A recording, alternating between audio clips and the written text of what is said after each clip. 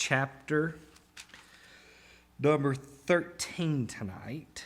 Hosea chapter number 13. And I believe is where we're at tonight. If I remember, if my mind serves me correctly. And I have an answer for something that Brother Johnny Pite asked 1 month ago on a Wednesday night. Does anybody remember what Johnny asked a month ago on a Wednesday night? Does Johnny remember what Johnny asked a month ago on Wednesday night? Johnny asked this question, who is Ephraim? Y'all remember that? And is Ephraim a person, or is Ephraim a place, or is Ephraim a thing?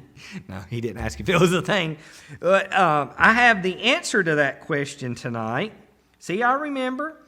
Ephraim was a son of Joseph and a member of the tribe of Joseph. In the book of Hosea, Ephraim is referred as to a part of Israel, such as a tribe or territory. So when we read about Ephraim, it is a man's name who later became a tribe or territory. All right? Does that answer everybody's question on that? All right. That's sort of what we thought it was anyway. But tonight, when we look at Hosea chapter number 13, I want us to, as we look at Hosea chapter number 13, if I had to title this, it would be God's Discipline on Israel. And how sad it is that God has to discipline His children. But we know Hebrews 12:6 said, for whom the Lord loveth, He what? Chastened, right? The last time we met together, we dealt with the need for discipline out of chapter number 12 and verse number 1. And we dealt with the example of discipline out of chapter number 12 and verse number 2 through 6. And tonight I want to deal, number 1, with the reason for discipline. Why did God discipline the people here? We know that the people here was rebellious. The people here was terrible. So that's why God had to discipline. But let's get into that. Let's get into this tonight. All right. Verse number 13. The Bible says, when Ephraim spake trembling. So now Ephraim is the person here speaking to his tribe. Spake trembling, he exalted himself in Israel. But when he offended in Baal, he what? Died. When we look here tonight, we see that first of all, Hosea singled out the arrogant attitude of the tribe of Ephraim. Verse number 2, and now they sin. Notice this, less and less. Is that what your Bible says? No, more and more. And have made them a molten images of their silver and idols according to their own understanding. All of it the work of the craftsman. And they say of them, let the men that sacrifice kiss the calves. Verse number 3, therefore they shall be as the morning cloud, and as the early dew that passeth away, as the chaff that is driven with the whirlwind out of the floor, and as the smoke out of the chimney. We see the name Ephraim is found 37 times in Hosea's prophecy.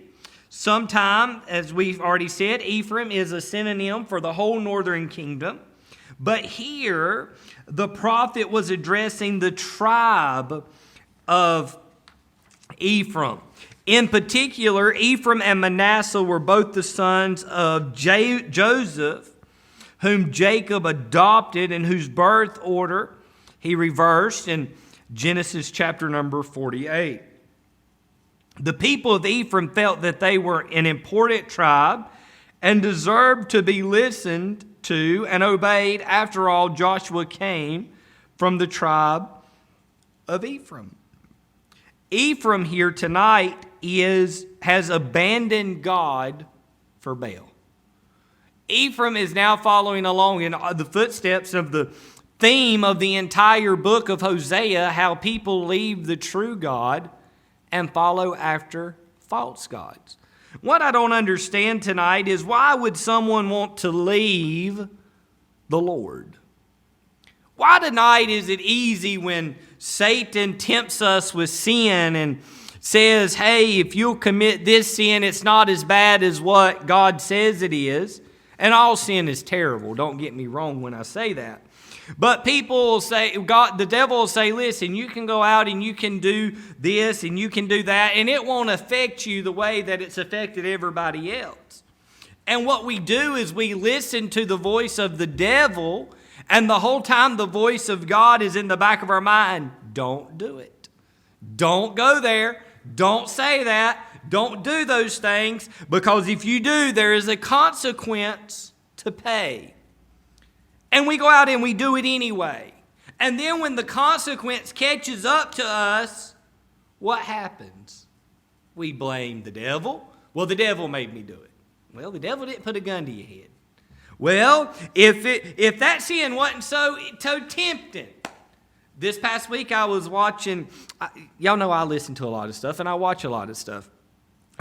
And this week I was watching a preacher, and he made the statement along the lines, well, rape wouldn't be so prevalent today if women would learn to cover their bodies. I said, no, rape wouldn't be so prevalent today if men would learn to control themselves. Right? Everybody, it does take two. Can I take a time out right here and meddle? Everybody in the Baptist movement always harps on women's dress, women's hair, women's makeup, women this, women that, and the men are nothing. They don't get nothing said to them. Well, if it's right for a woman to dress modest, is it not right for a man to dress modest? I mean, my God, I've seen men wear blue jeans that look like they were painted on and showed everything that God ever gave them. And if a woman was to rape him, it'd be the woman's fault. No, it wouldn't be. It would be her fault because she chose to do it. But tonight we are in a generation of people where when they sin and they do things, it's not their fault. Right? A few months ago, I seen a lady rear end somebody, and as soon as she got a car, it's not my fault. Yeah, it is. You hit them in the butt. It's your fault every time. You can argue it. You can say whatever. And Ephraim here left God. That's where I was going. So why do we want to leave God for the things of this world? Why do we want to walk away from truth for lies? Why do we want to walk away from unity, love, joy, peace, long-suffering for just a season of fun? Right? You know, there are people today that has thrown away their marriages for 5 minutes of fun. There are people today that has thrown away their families for one drink of alcohol. There are people today who has thrown away their families for pornography, addictions, all of these things. A couple weeks ago, a preacher got busted for messing around with one of his church members' daughter, walked in a hospital and killed himself. Wasted his whole ministry because he lusted after a minor. That's wicked. And it sits in our pews and it's in our pulpits. Why waste being a president of a Bible college? Why waste a family that you've been married over 30-some years? You had 11 kids, 8 grandkids. Wasted all of that because you're a pervert. He let the devil enter into his mind and say, hey, it will not hurt you. You can do it this one time. You know what was so weird about that? We're talking about leaving sin, leaving God for sin. He had a ministry. You know what his ministry was? Helping recovering sex addicts. Now, I'm going to say this, and it may not be very nice of me to say, but there's restoration for every sin, right? God forgives it, right? But there's no coming back. When I say there's no coming back, there's no... How I don't want to say this the right way. I want to say this the right way. I don't want to say this the wrong way. There is no coming back to leadership once you have went down the road of perversion. Does that make sense tonight? You can be restored, but you'll be a servant on a pew because you will never be able to be trusted in a leadership role anymore. You'll never be trusted around any of that. That's why it's important that in our youth programs and stuff here that we do background checks. Why? Because we don't want it to come back. Hey, y'all didn't check their background and they're a pervert. Listen, this is what's happening today in the church age that we're in. And if you don't believe me, go out and do your research. I pastor here. I get caught up in a sexual scandal. If I'm in the right group of preachers, I resign here and I say God called me to a different pastorate. The sexual scandal back here gets covered up and I move to a new church. And if it happens there, then I move to another church. And if it happens there, I move to another church until eventually it leaks out what happened. You say it does not happen. It does. It has happened for years. We have harped on and I don't know why I'm on all this. We have harped on the Catholic Church for years for covering it up. But tonight, there's case after case after case after case of it being covered up in our Baptist churches. We need to be aware. Moving on. I don't know why I got into all of that. Ephraim here, he was condemned because he left God, and it brought him to spiritual death. These people gladly participated in man-made religion, sacrificing the golden calves, even offering human sacrifices, and kissing the calves in worship. We're there today, church. Do y'all remember, and I'm not being political at all, I'm just going to bring up something and I'm going to bring us to speed on it tonight, okay? Do y'all remember a few weeks ago in a debate, Trump said they're killing the dogs and they're eating the dogs and cats? This past week, it all clicked to me. He's right. Haitians are devil worshipers. And what they are doing is they are killing cats and dogs and making them sacrifices to their satanic gods. So it's not a cover-up. It's not a lie. It's not some fluke thing that was being told. But that is what they're doing. The same thing the people did here. They offered human sacrifices. They kissing the calves in worship. Hosea compared the people to nothings which they were familiar with. Morning dew that the sun burns away. Chaff that blows away. Smoke that disappears and is seen no more. He said, this is what your religion is going to bring you, nothing. You know what tonight? Religion's the same way. A person can sit in the church Sunday after Sunday after Sunday after Sunday, Wednesday after Wednesday after Wednesday, and have religion, and their religion will profit them nothing because they need salvation. Why else did Hosea condemn them? Not only for their Baal worship, verse number 4, yet I am the Lord thy God from the land of Egypt, and thou shalt know no God but me. For there is no Savior beside me. I did know thee in the wilderness, in the land of great drought, according to their pasture. So were they filled. They were filled, and their heart was exalted. Therefore have they, notice this, forgotten me. Hosea condemned not only their false worship, but Hosea again condemns their ungratefulness. He said, you're going to be judged based on your ungratefulness. Tonight, it would make us very sad if I was to ask us how many woke up this morning and thank God for allowing us to have a roof over our head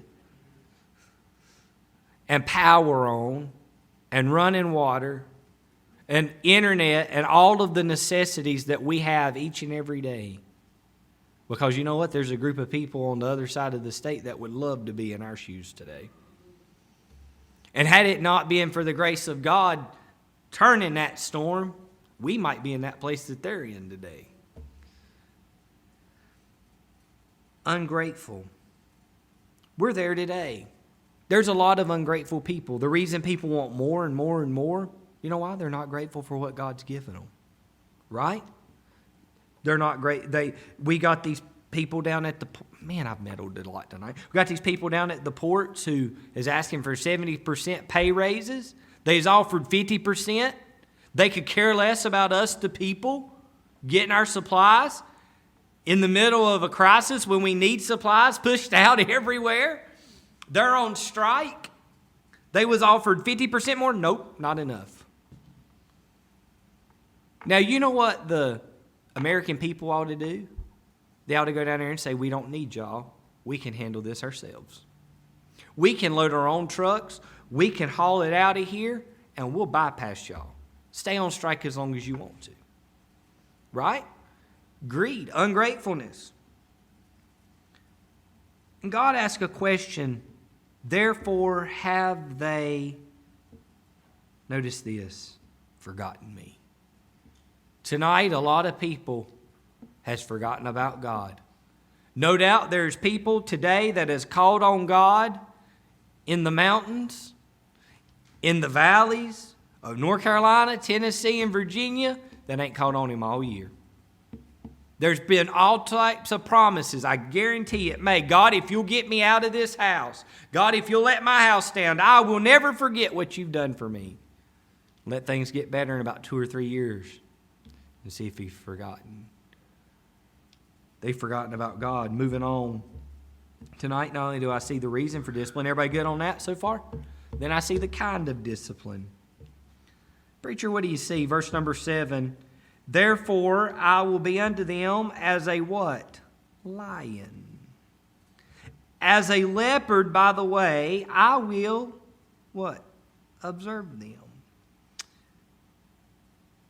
I will meet them as a bear that is bereaved of her whelps, and will rend the call of their heart. And there will I devour them like a lion, the wild beast shall tear them. First of all, tonight, Hosea uses a number of metaphors to describe the trials that God was going to send on the disobedient people. In verse number 7 and 8, we see a sudden attack. He's as a ferocious beast. What was he representing here? He was a reference to the invasion of the Assyrian army. The rulers of Israel would be weak, temporary, and ineffective. Now, in such a time had come for the nation to have no king, a situation that would last for a lifetime. Verse number 9, O Israel, thou hast destroyed thyself, but in me is thine help.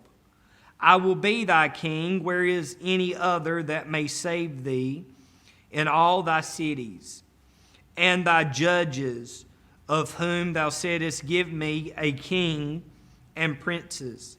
I gave thee a king in mine anger, and took him away in my wrath. The iniquity of Ephraim is bound up, his sin is hid. Verse number 13, the sorrows of a travailing woman shall come upon him. He is an unwise son, for he should not stay long in the place of the breaking forth of children. It would be a fierce attack, but it would be a painful attack. Anytime that the sorrows of a travailing woman is mentioned in Scripture, it is not a glorious thing for women that have kids. Travailing in labor is not fun, from what I've heard. I wouldn't know, I've never had a child, so I wouldn't know that, but any woman that has will say that. It's not a fun thing. But it is a picture of extreme pain and sorrow. But one thing that he sees here is that the woman is too weak to deliver the child, and the baby cannot come out of the womb. So all of the travail is wasted. You know what, tonight, church? All of our energy is wasted if we don't do it for the Lord. If we do it for the glory of ourselves, if we do it to a false idol, a false god, it's no good. When we think about this, the invasion of the Assyrians will be like a hot, dry wind from the desert that will smother the people and dry up the watercourses. All the nation's treasures will be plundered, and their greatest treasure, their children, would be slain merciless. Why? Because the nation would not return to God. We'll say this tonight. If God would do this to Israel because they would not return to Him, what will God do to the United States of America for not returning to Him? This is very serious for us, for our nation to make a turn back to God. It's for us that are here now, but more than that, it's for the next generation that's behind us who needs to see a group of people that will go for the Lord. And then, lastly tonight, here's the part that really got me. So he's going to be ferocious. He's going to be painful. But go with me to verse number 14. I will ransom them from the power of the grave, and I will redeem them from death. O death, I will be thy plagues. O grave, I will be thy destruction. Repentance shall be hid from my eyes. This is where Paul referenced back in the book of 1 Corinthians chapter number 15 and verse number 55. And I believe it states, O death, where is thy sting? O grave, where is thy victory? Paul was referencing back to the book of Hosea. Does that make sense?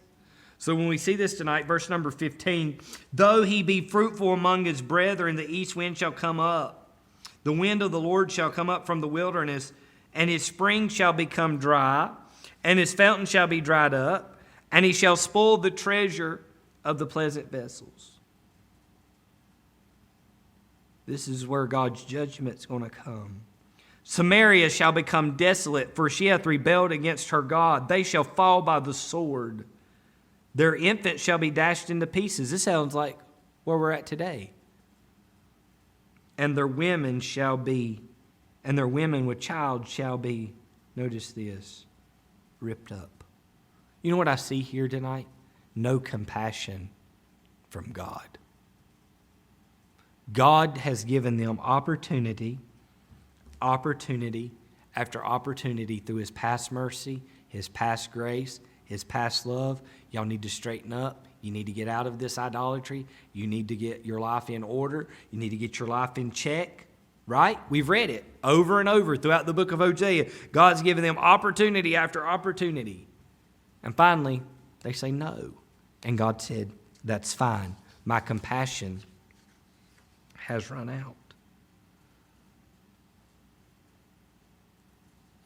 Hosea tonight refers to this judgment and not victory over the enemy. If these people would have been with God, they would have overcame the Assyrian army. Tonight, the reason a lot of us don't have victory in our lives is because we are not as close to God as we should be. I heard a statement this past week listening to a man, and he made this statement. He said, we need to learn to gaze at God and glance at Goliath. Now, that's a powerful statement. He said a lot of us today are gazing at Goliath, who's standing in front of us, and we're looking how big he is, how terrible he is, how evil he is, how corrupt he is, and we're glancing at God. And that's not what we're supposed to do. If we stand and gaze at God, He's my sword, my shield, my comforter, the fighter of all of my battles. He's greater in me than he that is in this world, right? And I glance at Goliath. Goliath is going to look this tall in the eyes of God. But if I gaze at Goliath and I look at everything about him, God's going to look this tall. It depends on where I want to put my focus at tonight. When David went down to the creek or the brook, right? And he was picking up his 5 smooth stones. I do not believe David the entire time was doing this. 1, No. I believe David was looking down. He was hearing what Goliath was saying. David was focused on the stones that God would have him to pick up. Because David knew that if David was going to have victory, David was going to have to focus on God and not the problem in front of him. Tonight, if we want victory, we're going to have to take our focus off the presidential politics. We're going to have to take our focus off of the government. We're going to have to take our focus off the evil that is around us and put our focus 100% on God and say, God, you've got this. I'm going to vote. I'm going to serve. I'm going to help out where I can. But at the end of the day, don't take this the wrong way, I don't care what happens, because God, my faith is not in these people, is not in these places, is not in these things, but my faith and trust is in you. And God, if who I vote for wins, I will rejoice and be glad. And God, if the other side wins, I will rejoice and be glad. Because God, you raise up people and you put down people. And God, you're in full control. His compassion had ran out. God revealed his love to Israel in the past with mercies. But now he's in the present disciplines. And through his discipline, even though he's not showing compassion, he's still showing his love for the people. Say, how? How? When you was a kid, did your mother and father discipline you because they hated you or because they loved you? Because they loved us, right? Sometimes, no. Sometimes it felt like they hated us, didn't it? It all depended on what we did, right? But tonight, God judged the nation because he loved them and corrected them to get them back on track. God divorced the nation of Israel only to come back a second time to remarry them, right? And to love them as his own. Now think about this tonight. Some people disagree with me. That's fine. They can be wrong if they want to. Had it not been for God divorcing the nation of Israel, tonight you and I wouldn't be the bride of Christ. Am I right? The church would not be the bride of Christ. It'd be the nation of Israel. The nation of Israel committed adultery. God divorced them. God said, that's fine. I came to my own received him not.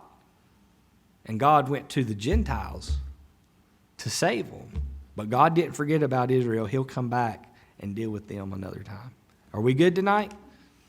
Everything good? Any questions, comments, concerns? Did I mess us up tonight on anything? Everybody good?